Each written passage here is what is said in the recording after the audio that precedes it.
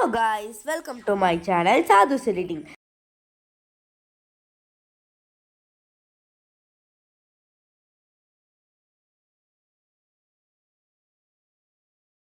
இன்னைக்கு நம்ம எல்லா ஸ்டூடெண்ட்ஸ்க்கும் யூஸ் ஆகிற மாதிரி ஸ்டடி டிப் தான் பார்க்க போகிறோம். வீடியோக்குள்ளே போகிறதுக்கு முன்னாடி நம்ம சேனலில் லைக், ஷேர், கமெண்ட், சப்ஸ்கிரைப் பண்ணிவிட்டு வாங்க. அப்போ தான் எனக்கு ஒரு மோட்டிவ் இருக்கும். வாங்க வீடியோக்குள்ளே போகலாம். இதோ நான் ஒரு பிக் காட்டுறேன்ல, அது உங்களுக்கு புரியுதா? எஸ், நம்ம பிரெயினாக இப்படி தான். நம்ம பிரெயினில் அளவுக்கு அதிகமாக இன்ஃபர்மேஷன் ஸ்டோர் பண்ண அது ஓவர்ஃப்ளோ தான் ஆகும். நம்ம பிரெயினில் எதுவுமே ஸ்டோர் ஆகாது. ஸோ அதுக்கு நம்ம என்ன பண்ணணும், எக்ஸாமுக்கு முன்னாடி நாள் படிக்கிறோம் பார்த்தீங்களா, நைட், அதை வந்து ஸ்கிப் பண்ணிக்கணும். அதுக்கு தான் உங்களுக்கு நான் டிப் எடுத்துகிட்டு வந்திருக்கேன். ஆக்சுவலி நம்மளை யாருமே புஷ் பண்ண மாட்டாங்க, படி நம்ம தான் நம்மளை வந்து செல்ஃப் மோட்டிவ் பண்ணி நம்ம படிக்கிறோம். இந்த காலத்தில் வந்து ஆக்சுவலி ஹார்ட் ஒர்க்குக்கு பதிலாக ஸ்மார்ட் ஒர்க் பண்ணால் தான் முன்னேற முடியும். Step 1, be attentive. கிளாஸ் டைமில் டீச்சர் சொல்லி கொடுக்கும்போது அட்டென்டிவாக இருக்கணும். கிளாஸ் ஸ்டார்ட் ஆகிறதுக்கு முன்னாடி நல்லா தண்ணி குடிங்க. அதனால நம்ம பிரெயினும் இப்படி தான் இருக்கும். நம்ம டீச்சர்ஸ் நிறைய இம்பார்ட்டன்ட் கொஷின்ஸ் அடிக்கடி சொல்லுவாங்க இல்லையா, அது சொல்லும்போது வேறு எங்கேயோ வேடிக்கை பார்க்காம ஒரு நோட்டோ இல்லை பேப்பரோ எடுத்து அந்த காப்பி பண்ணுங்கள். அது எக்ஸாம் டைமில் நம்மளுக்கு ரொம்பவே யூஸ் ஆகும்.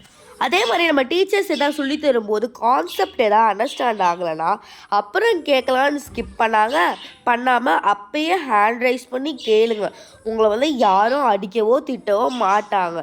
அந்த மாதிரி நீங்கள் அப்படியே அப்புறம் கேட்கலாம் அப்படின்னு நீங்கள் விட்டுட்டே போனீங்களா, அது எக்ஸாம் டைமில் ரொம்ப ஒரு பெரிய ஸ்ட்ரெஸ்ஸை தான் நம்மளுக்கு தரும்.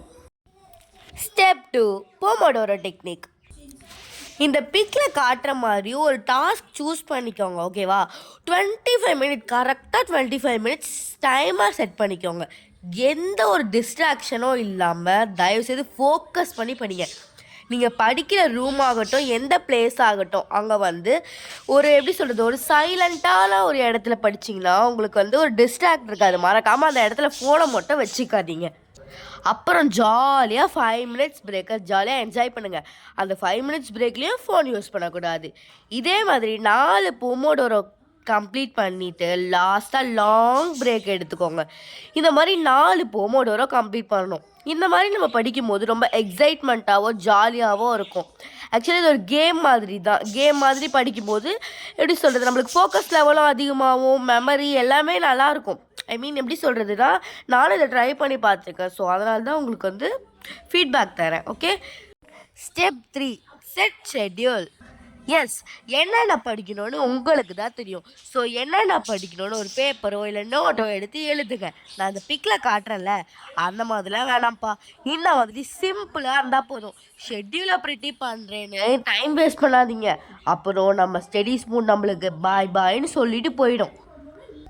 ஸ்டெப் 4, பேப்பர் ப்ரெசன்டேஷன் ஆக்சுவலி ரொம்ப இம்பார்ட்டன்ட். அதனால நம்மளுக்கு நிறைய எக்ஸ்ட்ரா மார்க் கிடைக்க வாய்ப்பு இருக்குது. எக்ஸாம் டைமில் தயவுசெய்து புது பென் வாங்குறேன்னு தயவுசெய்து வாங்காதீங்க, அவாய்ட் பண்ணிக்கோங்க. நீங்கள் ரெகுலராக கிளாஸ் ஒர்க்ஸோ ஹோம் ஒர்க்கோ யூஸ் பண்ணுறீங்க பார்த்தீங்களா, அந்த பெண்ணையே எக்ஸாமுக்கோ எடுத்துகிட்டு போங்க. அதுலேயே எழுதுங்க, அதுதான் உங்களுக்கு லக்கியாக இருக்கும். எக்ஸாம் முடிச்சதுக்கப்புறமா லாஸ்ட்டாக ஒரு டாப்பிக்கும் அழகழகாக அண்டர்லைன் பண்ணுங்கள். நான் உங்களுக்கு முடிஞ்சால் இந்த ரெஃபரன்ஸ் போடுறேன். நிறைய அண்டர்லைன் பண்ணுறதுக்கு நிறைய ஐடியாஸ் இருக்குது.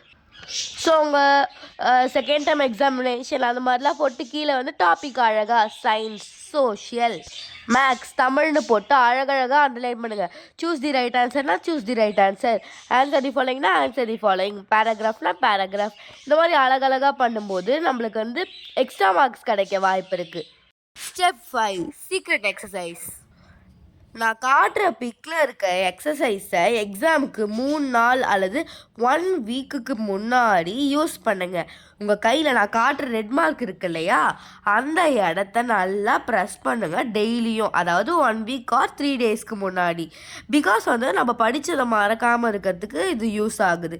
இந்த மாதிரி நான் நிறைய காட்டுறேனால முடிஞ்சதை நான் உங்களுக்காக கேதர் பண்ணி வச்சுருக்கேன். ஸோ அதெல்லாம் காட்டுறேன், அதை வந்து டெய்லியும் ட்ரை பண்ணுங்கள்.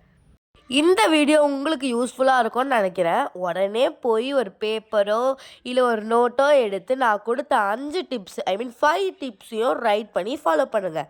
ஸோ தேங்க்ஸ் ஃபார் வாட்சிங்.